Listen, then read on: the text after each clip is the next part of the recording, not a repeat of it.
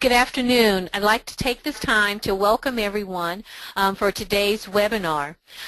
We are hosting today from the National Center for Health and Public Housing, which is a part and project of the North American Management supported by Health and Human Services for the National Center for Health and Public Housing.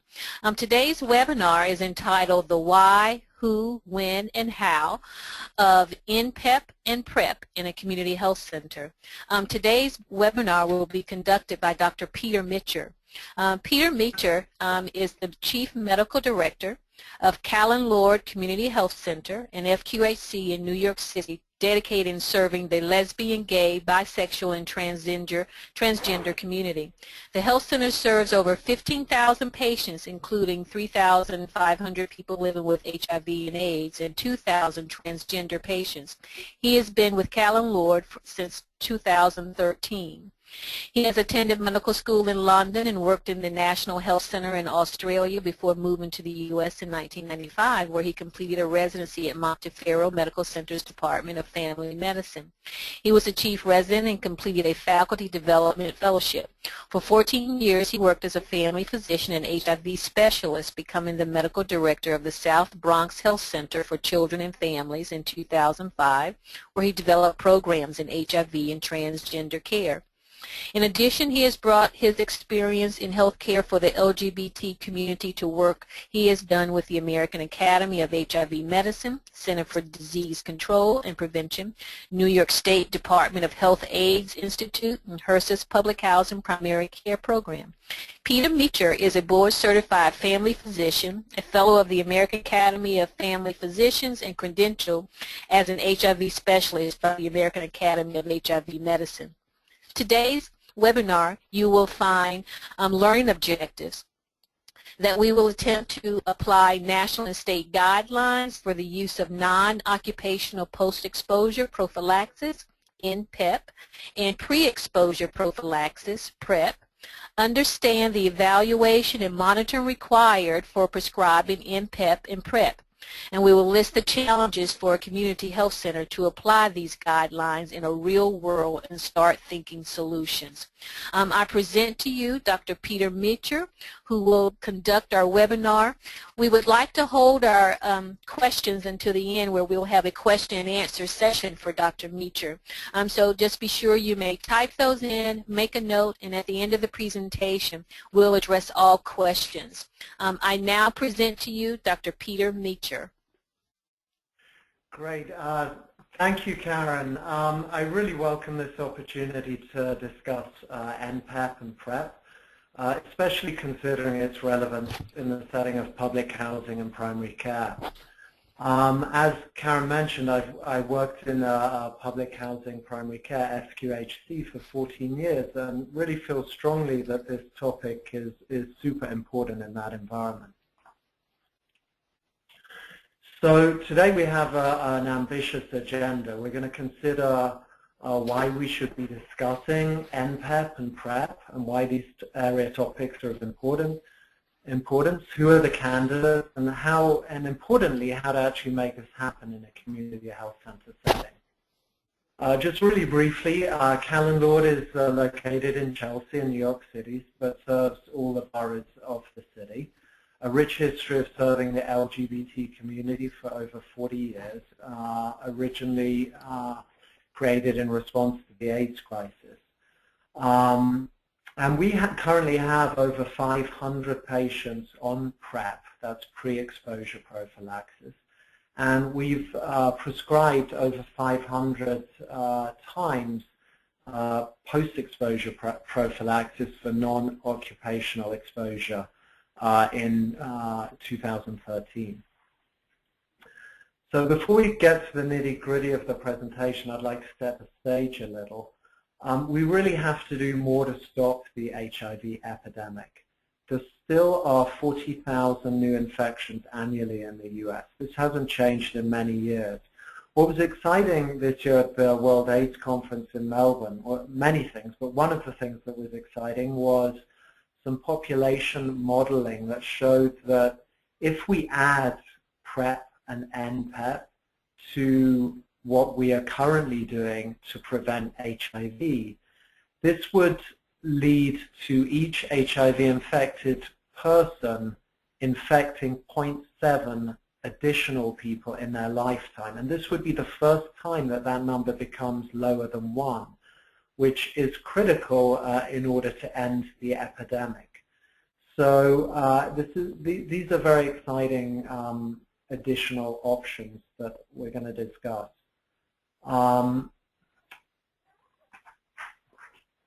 So what's the evidence for PEP? And we're going to first talk about post-exposure prophylaxis and then pre-exposure prophylaxis.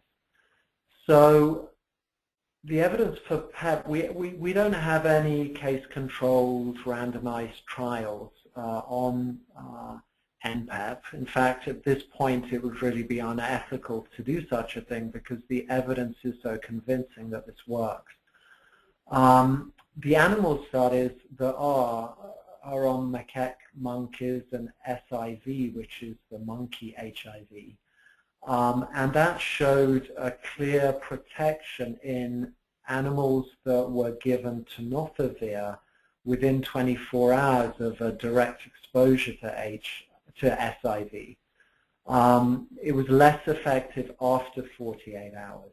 So that's very convincing animal transmission data. Perinatal studies also show that in addition to treating the mother, giving the infant or the neonate antiretrovirals immediately after birth further reduces the transmission of HIV in the perinatal setting.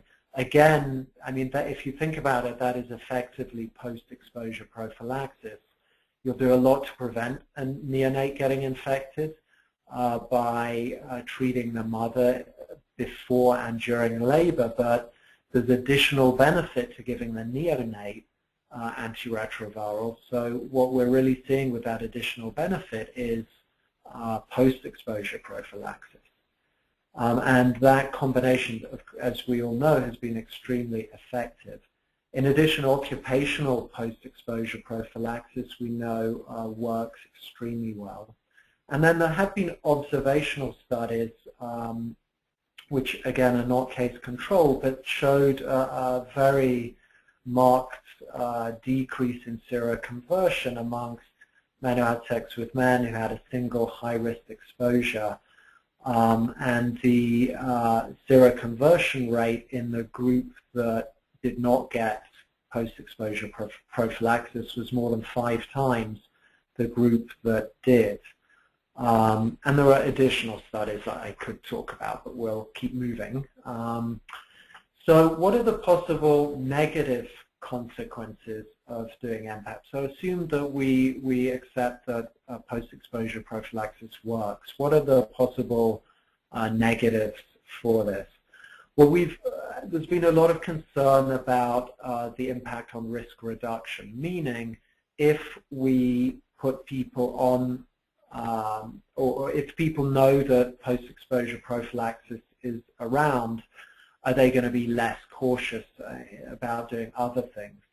And this has been well studied, and there was a great study out of San Francisco in 2001 that showed actually the opposite happened, that of the patients who received post-exposure prophylaxis, and this was by self-report, but a year later, 72% reported a decrease in their risk exposure versus 14% who reported an increase. 14% said no change. So, and there have been other studies at Fenway in Boston and in Brazil also showing this trend. I think we'll also talk about this a little in the context of pre-exposure prophylaxis. Side effects, you know, that used to be much more of an issue when we had the older HIV meds. Nowadays, what we're primarily using is Valtegravir and Truvada, and these are very well tolerated medications, and really we don't see much in the way of side effects. In addition, we have not seen selection of resistant virus. PEP failures where they have occurred because of resistance, the transmitted virus has been carrying some resistance, and so the use of nPEP was not the cause of any resistance. The cost is something that I think is very important for us to keep in mind, because it comes into play when we decide, the risk-benefit and when do we use PEP. It's important to make sure that we're using it appropriately and not using it on every possible incident exposure, because the cost is significant apart from anything else. A single course of post-exposure prophylaxis is about $1,600. Now, of course, people who have insurance or access it other ways, and we'll get to talk about that, that's not their out-of-pocket cost, but I do think as healthcare providers, it's very important that we bear this cost to the health system in mind when we're talking about these things. Access, of course, is a huge issue around insurance and coverage. So operating within our health system is a two-step process. So we both have the clinical piece, which is going to make up the bulk of what we're talking about, but there's also a huge administrative piece to getting this done. So we'll look at both steps. The first is the clinical piece. Timing is critical. National guidelines talk about 72 hours as being the window of opportunity to prescribe PEP, post-exposure prophylaxis. In New York State, our Department of Health recommends 36 hours. What is clear is the sooner the better. We're going to look at exposure assessment and consider other things that come into play. So as I said, timing is critical, definitely within 72 hours, but really within 36 or sooner is better.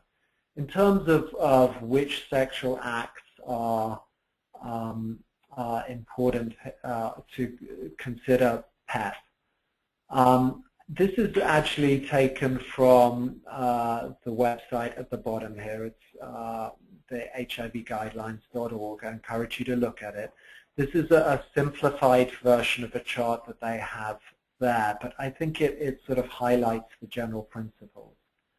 So in the top, in the red and light red bar, are the exposure acts that clearly put someone at a high enough risk that PEP is recommended. In the green at the bottom are things that there is absolutely no reason to prescribe PEP. And then in the middle, there are things that you might consider PEP, but generally not. And I'll go into some of those details in a bit. Other things that we'll talk about, certainly the ideal PEP patient is someone who, this is an infrequent exposure. This is not something that's happening every couple of days, clearly, because you'll basically be on constant PEP. And you can't use it concurrently. Other factors that we should consider are the source patient. If it's known anything about their HIV status, what their viral load is. Things like what is the state of the oral mucosa if we're talking about oral sex. HIV and oral sex, there's really not good evidence of transmission there, but if somebody has a big open sore in their mouth and there's ejaculate on that, that might be a combination of things that would lean you more towards using PrEP. Okay. So these are a couple of numbers that we use, certainly. It's a great way to have your questions answered. New York, being New York, we have a 24-hour number. San Francisco goes to bed at 2 a.m. apparently. So, but these are both great numbers to have available if you want a live person to talk through a case with to get advice. So I'd recommend just making a note of these as places you could go, even out of hours, to get some excellent one-on-one advice about what to do. Okay, so some updates. Most recently, the New York State Department has updated some guidelines around PEP. This was last year. They added to their guidelines that we should consider the HIV viral load in the source patient.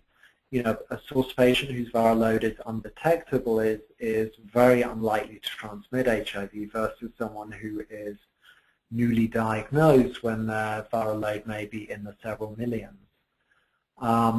It's recommended to do baseline screening of STIs, even though, you know, if it's the next morning, you're not going to pick up an exposure that happened the night before. You do want to know a baseline because that individual may already have been infected previously, so it's important information to know so that you can treat that. So it's recommended to do a baseline STI screening at the time of prescribing PEP. And the follow-up for post-exposure prophylaxis and HIV tests is at 4 weeks and at 12 weeks. In addition, we're now recommending for every case of nPEP, we at least consider, is this a candidate for PrEP, Pre-Exposure Prophylaxis. Again, the choice of drugs available has now been expanded from raltegravir and Truvada to include dolutegravir and Truvada. So a couple of options now, both extremely well tolerated, extremely effective. We've moved well away from using things like Sustiva, which has a lot of side effects, and AZT. So with these combinations, extremely effective, very well tolerated. Just to show you what they look like. So this is Icentrus Truvada. You'd be taking 2 of the orange pills and 1 of the blue pills daily. It can be all taken together, or you can space out the Icentrus to take it twice a day. And as I say, we avoid some of the older combinations that are less well tolerated. And the next slide, this is just the dolutegravir, which is the newer additional option that can be used. Again, this is once a day. So this slide really just walks you through the algorithm of how you would assess a patient. So you are certainly going to be wanting to know about the timing of the exposure, and you want to assess the risk of the act that the patient is reporting.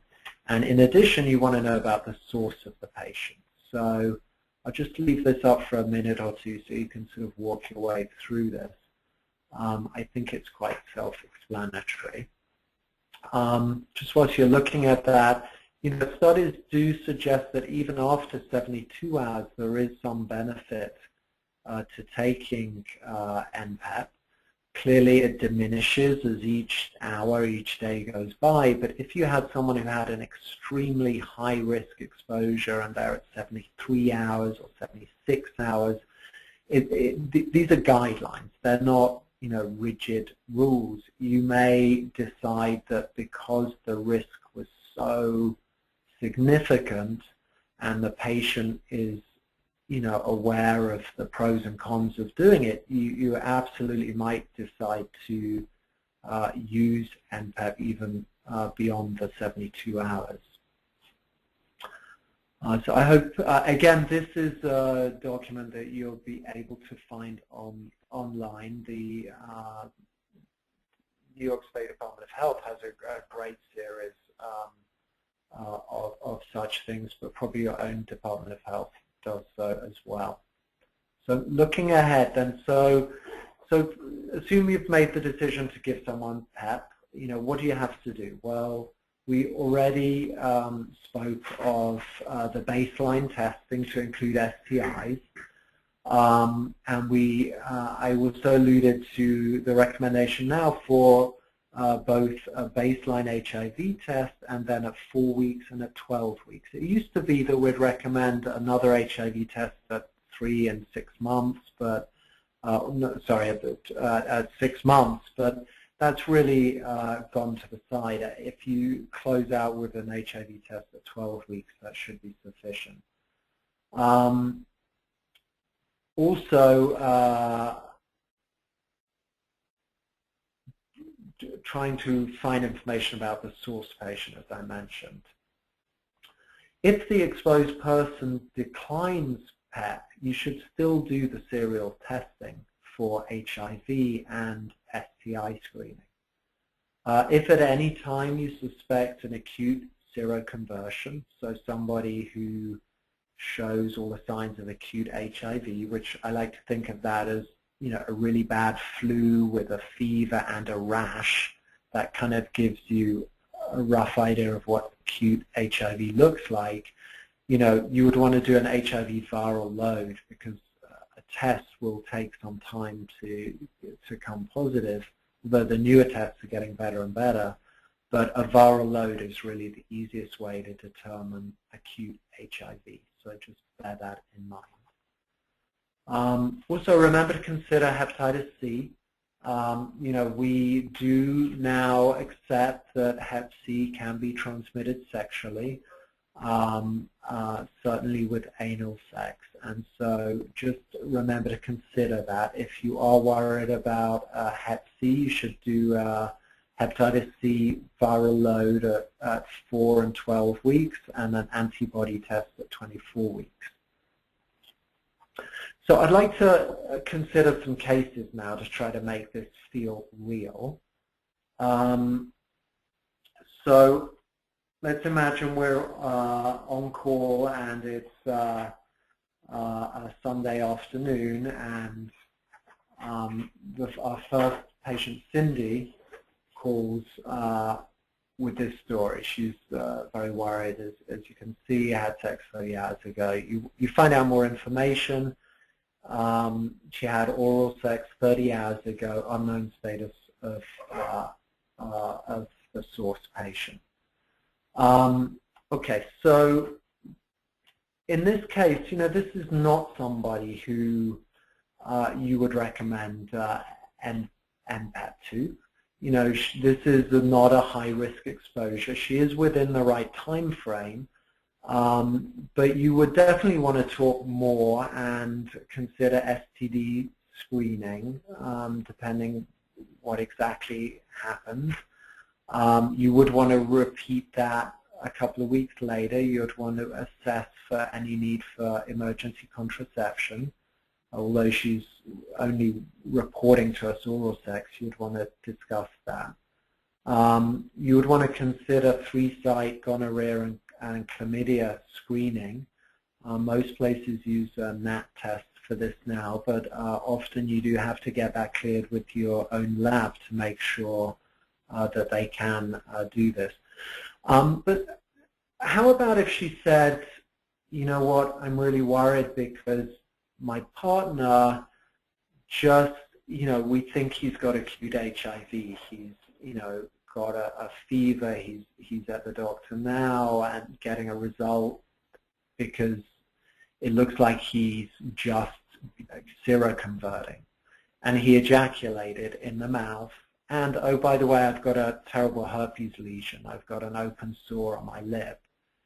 You know, this is where the sort of art of medicine comes in. There is not a cookie-cutter approach to everything. And if she were to share that information, it might actually change things. And you might decide if this partner has acute HIV, the viral load is in the millions, higher than it's ever going to be again. There was ejaculate in an open sore in the mouth. You know, that's a way that the virus can get into the bloodstream. That might change this from reassuring the patient that the risk for HIV is minimal or negligible to recommending PrEP. So again, it's all about the details and how we have to really look at all of these details. So the next case, Victor.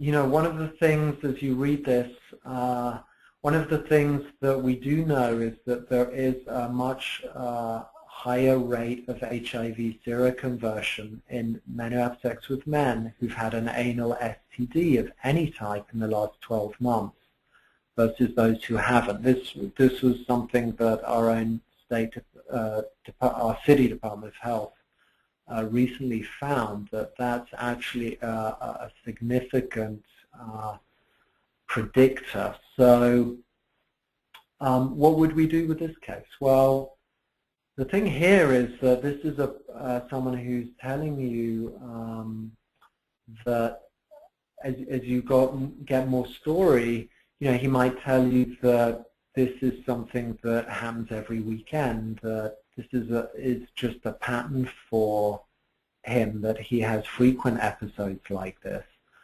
In addition, you'll notice this is more than 4 days ago. So again, the window of opportunity is not great here. But the biggest thing is this is about the frequency. If someone has had multiple exposures over the last few weeks, jumping on the very last one, you know, probably isn't that helpful.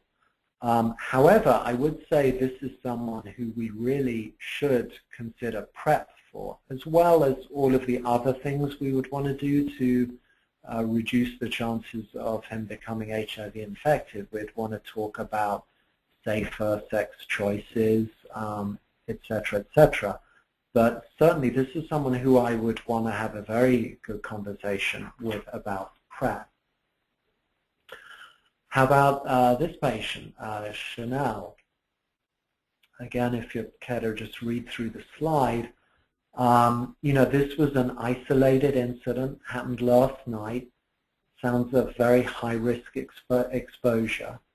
And I think we would seriously want to consider PEP for this patient. Again, all of the other stuff we've talked about, according to that grid we looked at earlier. So how about our last patient, Roberto? So this is someone who reports that less than 24 hours ago there was a high-risk exposure. Sounds like so far this was an isolated incident. But this also, whilst you would want to go ahead and to offer this patient PEP, you would definitely want to get more information and consider PrEP, depending on how things evolve over time. So I know that was a very fast sort of whiz through, but hopefully it sort of made some of the things I've said come to life a bit.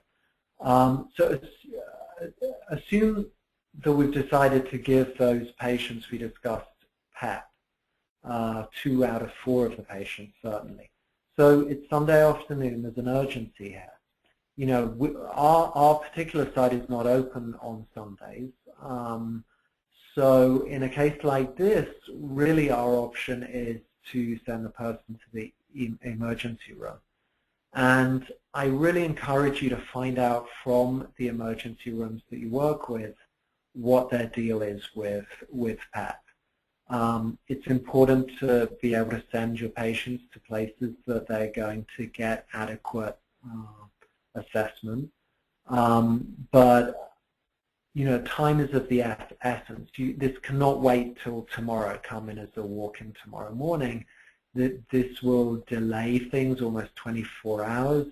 That's not okay. We need to act on this right away. So you'd want to send them to the emergency room. Regardless, though, if it is the Sunday and you do that and the patient is going to come see you on Monday or Tuesday, this is kind of a heart-sink moment where the administrative piece of providing PEP can be truly daunting. If the patient goes to the emergency room, they will give them, at least in New York City, a 3-day supply of PEP, and then they will come to you to continue it. So this is where you will have to deal with some headache. At our site, we have 4 sort of streams. But I would say any site would have the first 3 streams. So, private insurance is one option. You would think that's pretty straightforward. Certainly it can be, and certainly it cannot be. It depends on what the co-pays are, and some insurers, require all of their medications sent through a mail order company, which obviously is not going to work, and so you may have to call and get a special dispensation to have a limited supply prescribed through a pharmacy. There's patchy coverage in general, depending on the insurance. Interestingly, when we looked at our own, we looked at the follow-up for our own patients getting PEP, and it was the patients with private insurance who were least likely to complete all of the recommended stages of a PEP treatment plan, including getting the follow-up HIV test at 4 weeks and 12 weeks. It's kind of ironic. We often think, getting insurance is, you're all set. But in many ways, in the case of PEP, that's often the more complicated option. And in terms of follow-up, it's very easy to fall through the cracks and not end up getting the follow-up testing. The second option is the pharmacy assistant program. This takes a lot of staff time. We have had to create starter packs for our patients who are uninsured and need to use this program, which has been a cost to our health center to do so. The 2 companies that provide the 2 drugs we use, Icentris and Truvada. The Truvada comes from Gilead. That's a fairly straightforward process, and it does require a somewhat time-consuming phone call, but you'll get given an authorization number that you print on the prescription, and then the pharmacy will dispense a month's supply at the time. So that the patient can actually leave at the time of the PEP visit with the Truvada. Unfortunately, with Merck, it's a little more complicated. They will only ship the medicine. That takes days. They'll only ship it to the provider, and so we have had to organize a system to accept the pharmacy assistant program drug, hold it, and give it to the patient. So a lot of tracking and logging in and logging out and follow-up needed. But both of those options are possible. And I would say that we have not had problems with people who do not have full documentation, even though things like Social Security numbers are asked for. And then the third option is self-pay. As I said, it costs about $1,600. This happens very rarely for us. But we have a mechanism whereby the pharmacy will allow partial payment for, a week's supply at a time. And then our fourth option, which we fortunately have, is a funded program. It's not going to be with us forever, however, but it has been a wonderful way to get this out to people who might struggle otherwise. And interestingly, because it is a funded program with a lot of built-in support, these were the group that really did complete all of the recommended steps for post-exposure prophylaxis, including the HIV test at 4 and 12 weeks. The next slide I'm going to show you, we're not going to spend any time really looking at, because it's kind of a crazy dizzying array, but these are the flow sheets that we have in our clinic. You can see it's complicated. We have 2. The next slide shows the next one. So one is for underinsured or uninsured, and the other is for insured. Just so you know, POP for us is the prevention and outreach program. So essentially a sort of case manager person, nursing. It's really a team approach, and as you can see, without going into detail, it's very complicated juggling different insurers, different categories of patient. This has really been a huge task for us to take on board. But you do have to think about this administrative piece. And these are things you can find at the New York State Department of Health. We won't spend time looking at these, but these give you an idea of what's covered, at least in New York State. I encourage you to investigate your own State Department to find out. And then the next slide show you a little about the patient assistance programs. But again, we'll keep moving. So there is a cascade of PEP care that I just want to talk about briefly. You know, and what's interesting is our numbers at Callan Lord tie up very much with a huge meta-analysis of 89 studies of patients in 22 countries, 20,000 patients who were offered PEP. Two-thirds it was non-occupational exposure. A third was occupational exposure. But it gives you a sense of where PEP, where the drop-off in PEP, whether it's for occupational or non-occupational exposure, happens. So, you know, of 100 people who are candidates for PEP, about 15% at the end of the day decide not to go ahead with it. 85 initiate it, 25 don't go through with it for whatever reason, 60 complete it, but only half of them actually do all of the things that are recommended, such as getting a follow-up HIV test to ensure that you it did indeed protect you from that process. So at Callan Lord in 2013, as I said, we had 571 nPEP incidents to 519 patients. So some people did get it twice. 50% had an HIV test at 4 weeks. 15% had it at 12 weeks. But only 10% had it at both the recommended 4 weeks and 12 weeks. So despite our best efforts, we're not doing a great job of following these guidelines. Interestingly, well, importantly, age and race was not associated with any of these drop-off points. What was private insurance. Private insurance predicted not getting any type of second follow-up HIV test, which is quite interesting. So we have about 10 or 15 minutes to move on to talk about PrEP. This is pre-exposure prophylaxis.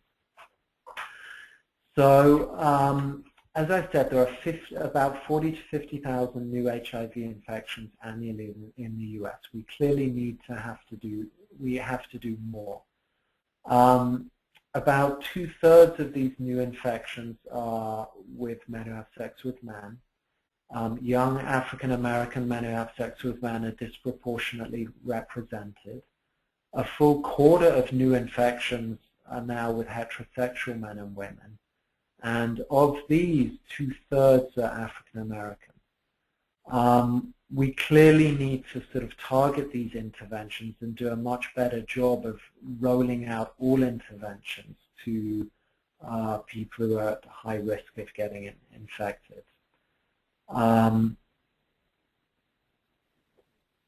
In July of 2012 was when the FDA approved tenofovir and emtricitabine, or Truvada, for PrEP in adults who are at high risk for becoming HIV infected. So this often provokes a lot of discussion. I wanted to just consider this firstly a nice slide. Secondly, I wanted to suggest if you were going to Botswana or on safari to look at these animals, I think most people would agree to take a malaria pill each day to prevent themselves getting infected with malaria. That would not mean you would suddenly decide not to sleep under a mosquito net, that you'd no longer use insect repellent. You'd still do all of those things, but taking the malaria pill in addition would offer you a very valuable and important extra level of protection. And so, you know, I can't imagine there are many people who do go to Africa on safari and just because they are taking a malaria pill don't just, you know, abandon all those other things. So I think it's important to consider PrEP in that context. Perhaps another important analogy is to think about PEP and PrEP in the context of family planning. That, you know, in a way, nPEP is like the morning after pill, and PrEP is like oral contraception. These are both important strategies to allow for family planning. So just bear that in mind as we go through some further discussion. So the key studies that have really led to these decisions around PrEP are a large study called Iprax, which was a phase 3 double-blind randomized placebo-controlled study in 11 sites in 6 countries. 2,500 people were involved. They were HIV negative men who had sex with men or transgender women in the US, Peru, Ecuador, Brazil, Thailand, and South Africa. And there were 2 study arms, one who got PrEP and one who didn't. The primary outcome was prevention of HIV. It was part of a comprehensive package. Everybody got risk reduction counseling, condoms, were screened, diagnosed, and treated for STIs. But half got the Truvada, half didn't. Interestingly, 11 were already infected with HIV at the time of study enrollment. I think that's important for us to remember, that doing this baseline HIV test is critical, because you may be, for the first time, you know, tapping into people who are not coming for routine testing. And we also have to be on the alert for acute HIV. 7 of these 11 had symptoms of acute HIV. So again, remember, you know, a really bad flu with a rash in someone who has had recent high-risk sexual exposure. You have to ask, why wouldn't this be HIV? And in that case, you'd want to do an HIV viral load. So of this group, 100 people became infected. So remember, 2,500 people split in 2 groups. 100 of the 2,500 became HIV infected in the follow-up period. 36 in the arm that used the Truvada and 64 in the placebo group. So there was definitely a benefit, but perhaps a little disappointing. There were still 36 people in the Truvada arm who became infected. What's important here is when you drill down a bit, they actually looked at drug levels for each person. And what they found was that if you teased it out and you broke down the people who got the Truvada, and you looked at the people who got Truvada but actually had the drug in their blood, which of course is the true measure of things, then the rate of protection was very little. So what they found was that, and looking at the 3rd study down, the Iprax one, 91% of people were protected from HIV versus a 44% efficacy if you just looked at people who were prescribed the drug. I mean, we know this with blood pressure, with diabetes, HIV. You know, the drugs only work if you take them. So we always have to really think about adherence. So there are, as you see, there are other studies here. So there are several key studies. looking at, that really make a very strong argument for PrEP working. Very importantly, we need to consider or always remember IV drug users. Indeed, actually, in the last slide, you'll see that the bottom study was specifically for IV drug users. And though not quite as good a result, it did offer very significant efficacy for IV drug users taking PrEP. So the CDC recommended PrEP for individuals at high risk. This is their statement about that. I shan't read it for the sake of time, but you can certainly look at that on the website. Again, looking at, no need to memorize the small print here, but these are the guidelines to follow. We're mostly going to, in summary, what's recommended is 3 monthly visits, testing for HIV, considering pregnancy, STD testing, and then renal function. Because the one thing we do worry a bit about Truvada is that there are some concerns, some real concerns about renal function in the long term for people on Truvada. So if you think 3 monthly visits, remembering STD testing, HIV, pregnancy, and renal function, that essentially covers it. So what do we discuss with our patients? It's important to explain how it works, its limitations, adherence, possible side effects. Explain that it's not effective until you've been taking it for a couple of weeks. Very important. If you start PrEP now, we don't know how quickly it becomes protective. We do know that after a week it is. We're not sure how quickly prior to that it becomes effective. So best advise the patient that for the first week or two it's not effective. There are some newer studies that are looking at intermittent PrEP and relying on a more rapidly available protection. But the data is just coming out about that, so look out for that in the future. In terms of contraindications, clearly HIV infection, you're not going to give it to someone who's already HIV positive. You do want to assess and consider renal function. Certainly if at baseline someone has a compromised renal function, I'd be very wary of using Truvada. I think it's very important to talk about other nephrotoxic drugs the patient may take. In my experience, the biggest one is things like non-steroidals, which are available over the counter. So, steer them more towards using Tylenol for simple pain relief. Some of these other considerations, bone health, hepatitis B, very important to figure out if a patient is already Hep B infected, because of course these are hepatitis B treatment drugs. So it may turn out that that would be a great choice for the patient, but you want to, if they are Hep B infected with a chronic infection, you want to be aware of that and actively addressing that in your plan. So the last few minutes, I'm just going to go back to a couple of different cases to consider.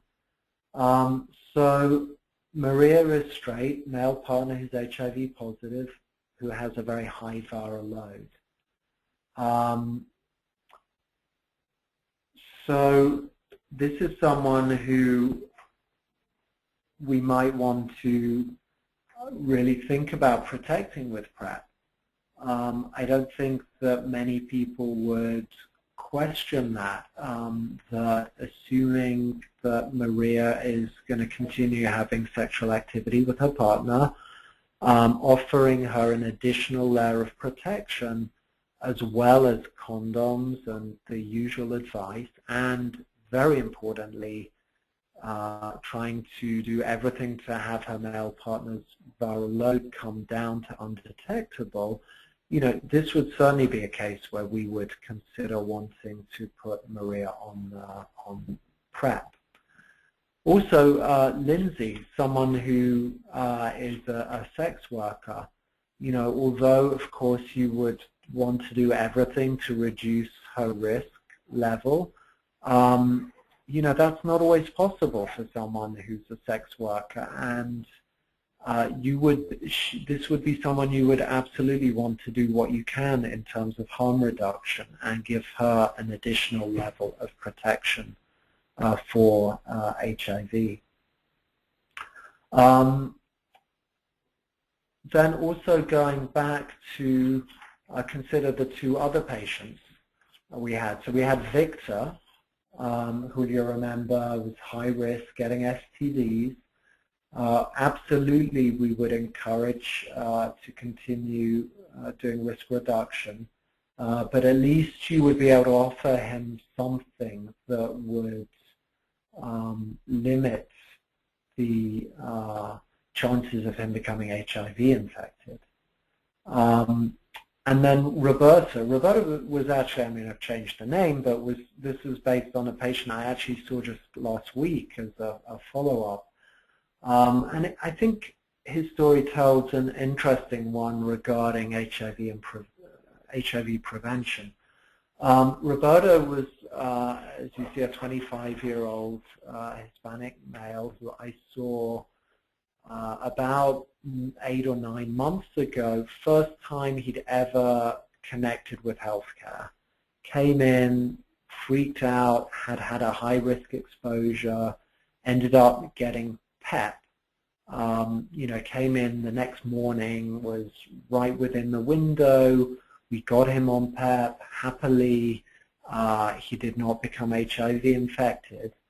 But in the course of that interaction, we talked about PrEP as an option. And he, at the time, was single and was having sexual relations with different people. He didn't know their HIV status often. And although mostly he was protecting himself through using condoms and other strategies, occasionally things did not go the way he initially intended, and so he was a good candidate for PrEP. We put him on PrEP. And when I was seeing him last week, this was for his 3rd visit at 9 months after starting PrEP. And he told me he'd stopped PrEP because he was now in a relationship. He was not having other sexual encounters. And he decided to stop PrEP, but was here to follow up. And interestingly, what he did really want was to engage in primary care and continue to see me as his primary care provider. So I think, what this story illustrates is not only has Roberto very possibly been prevented from becoming Roberto, who's HIV positive, prevented from contracting HIV. This is now someone who's engaged in healthcare and someone who would never have been had we not been able to offer him something in the healthcare system that he perceived to be important. So I think it kind of tells an interesting story about PEP, PrEP, and the continuum of care and engaging people in healthcare in the broader sense.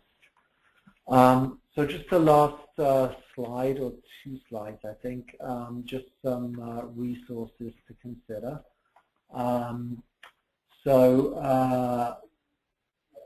PrEP is mostly covered now by many insurances, and as I described previously, there is a patient assistance program that is available.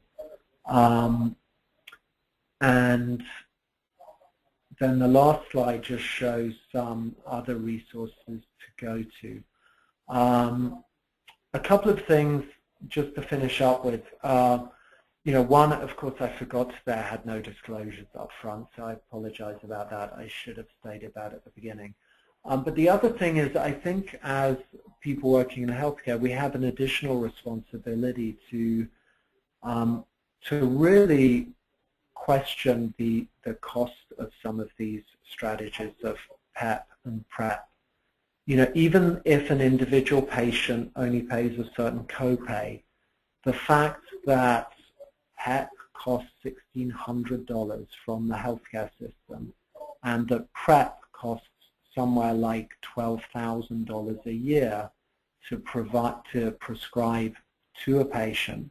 Now, even though these are shown to be cost effective in terms of preventing HIV infection, I do feel that if we are on board with PEP and PrEP and we want to roll this out much more widely, we need to speak up about the cost of this that the drug companies are putting on the healthcare system, because that is a real concern to me. But having said that, I think PrEP is a very important, useful strategy we should be constantly thinking of and rolling out and advocating for, as is PEP. And with that, I'll finish. I think we have a minute or two. I don't know if we have any questions. Thank you so much, Peter. Wonderful presentation. We are now going to open up for any questions. If you would like to ask the presenter a question, please submit through the question box or your control panel. If you're dialed through your phone or you'd like to verbally ask the presenter a question, please raise your hand on your computer icon. I might like to actually ask the audience a quick question. If you can just reply with a yes or no. How many people on the call work in a place where PrEP is prescribed, the prevention HIV meds is prescribed?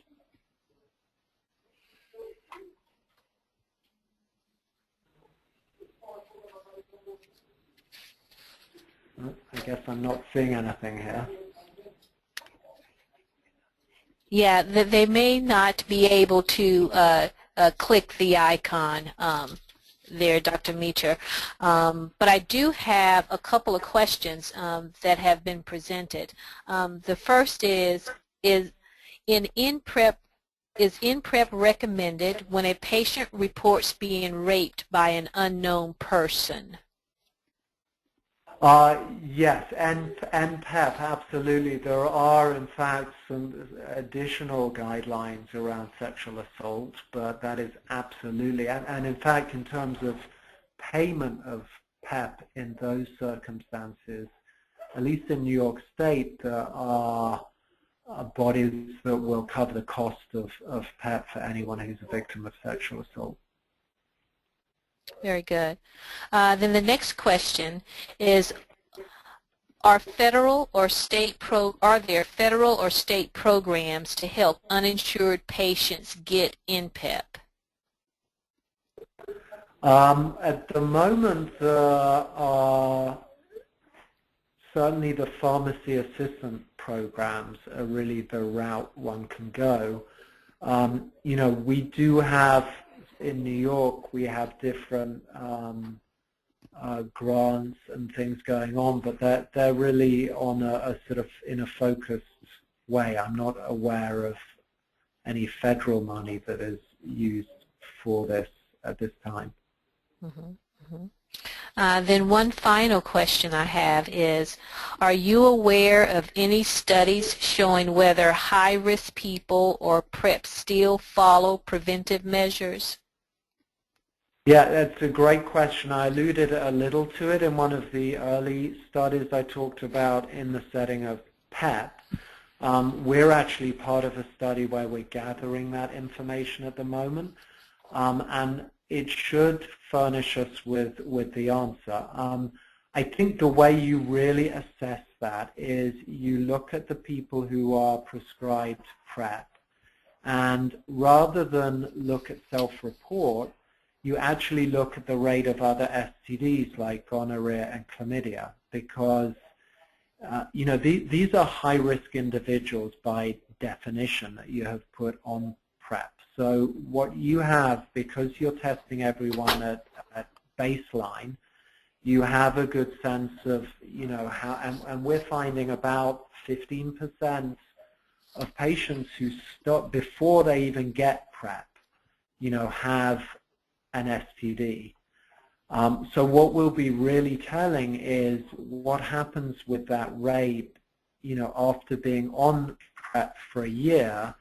If that suddenly became 70%, then that would tell one story. If it remains at 15%, it basically says people are not changing what they're doing. And if it decreases because people have entered a phase of their life where they're taking more control of their health and they're more actively managing their risk exposure, we might see that come down. So I don't have the absolute answer to that yet. My own experience seems to be that people continue doing what they were doing before. I don't think it changes one way or the other, but I guess in 6 months or a year we should have the answer to that question from a study. Thank you. Thank you. We certainly thank you, Dr. Mitra, for this well-prepared presentation with a great deal of information for those who have joined us excuse me, as practitioners and even as administrators in community health centers. I will like to let you know that you may this is being archived. This webinar is being archived. And you may visit our website for any webinars, monographs, training manuals, and even 101s. Please join our mailing list and receive HRSA updates, Medicare updates, senior programs, webinars, as well as any additional information, toolkits, the like. And follow us on social media. Follow us on Twitter at the link there, as well as you may subscribe to our YouTube channel. And you may contact any of our staff persons who are very well trained to address any of your questions, or if you'd like any follow-up information. So we thank you for joining us, and we thank you again, Dr. Mitra, for sharing in this webinar and this experience with the nPEP and PrEP. So having that said, we'd like to thank everyone and conclude our webinar for today. Great, thank you. Thanks. All righty, take care. Bye-bye. Bye-bye.